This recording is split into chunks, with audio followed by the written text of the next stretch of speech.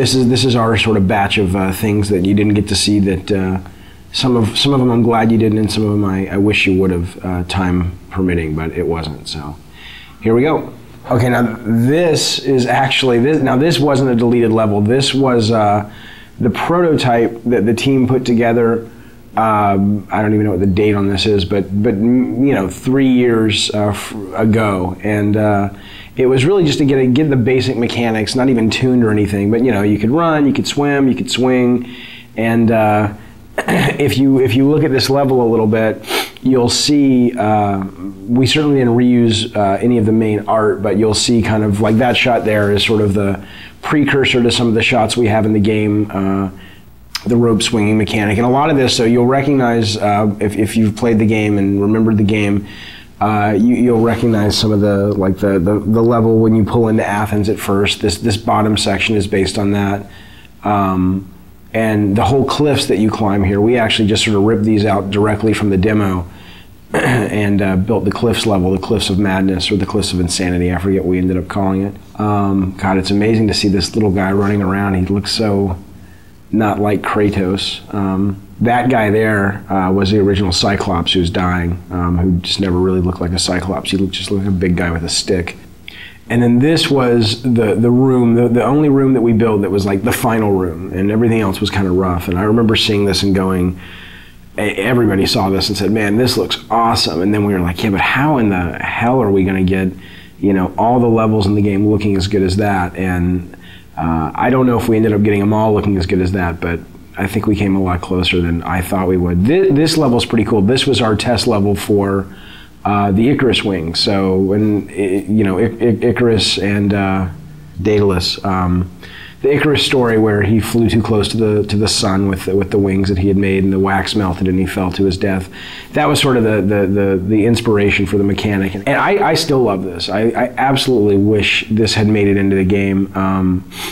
We just, it really came down to time and going, you know what, let's focus, let's get our fighting really good, and let's get our platforming better, and let's get our puzzles working, and maybe we can come back to this. And as is often the case, you just never have the chance to. So I'd love to see something like this, in future God of War titles, because I think it's a great, it's just fun. I mean, it's fun to fly around. And what was cool about this is it wasn't just a flying level. It was, you could land and you could walk around, and it was a seamless experience versus, now it's time for the flying level. So that was pretty cool. Yeah, I look at this now and I'm like, damn, we should have gotten that in. It would have been awesome. These were the original Harpies. They were a lot bigger. They still read better. They look awesome, but we just realized we needed more of like a bat-like, small, like little annoyance enemy. These guys played like the skeletons, basically, flying versions of the skeletons, and there just wasn't much of a difference in gameplay, so we ended up kind of shrinking them down and making them bats. And this was what we called the Mounting the Titan level, which is Kronos, the giant titan in the desert. And sadly, right now, the only way you get on the Titan is through a movie. And originally, this was how it was going to be. You see this big thing, it's like a big watermelon in the background. That's actually Kronos. And Tobin, the designer, he's got him kind of moving towards the player, and those things that are falling are like mountains that are crumbling and stuff. So it's kind of like Kronos is rushing towards the player, crawling, and you're trying to run ahead of him in these platforming sections so that you can ultimately jump onto the structure that's on his back, and that'll lead you up to the temple. And I still love that idea. I really, really wish we could have done it. And it was just, we showed this to the tech guys, and we showed it to the artists, and they were just like, dude, that's going to take forever.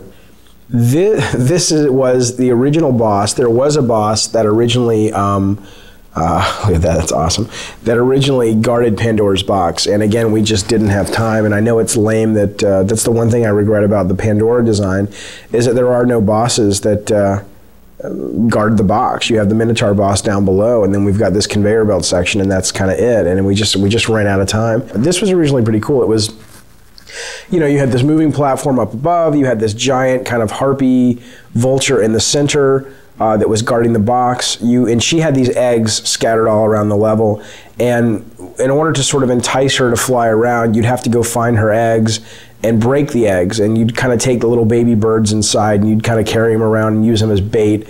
And again, not only was it kind of a cool mechanic because you were slower as you carried these things around, but also I think it really helped with the character of Kratos. I mean, here he is, cracking open eggs and ripping out little infant birds and using them for his own his own desires and really pissing off this mama bird, I thought was pretty cool. So here's just another quick idea. These are just almost like little sketches for levels, you know, where you have a big open environment and then you've got the walls come down and it becomes a maze, and you either do something and the walls come back up, or it's on a timer. I mean, we did tons of these things, you know, where I'd have an idea or a designer would have an idea and it was like, you know, try something like this. So this level is actually a level that we went so far as that we showed the press, we got it in magazines, and this was really a hard cut for us to make, and especially for me to make. I love the mechanic of it, and I love the platforming and the concept. And the concept was that you're riding this elevator, and you know, if you get knocked off, obviously you'll die. And if you get off the elevator, the idea was it was going to originally be being chased by this massive sandstorm. And the elevator was really the only thing. It was sort of a magical elevator that protected you from the sand. And if you got off the elevator would bypass you and the sandstorm would engulf you and kill you. And the two things we didn't have time to do is we didn't have time to tune it, and we didn't have time to build the sandstorm.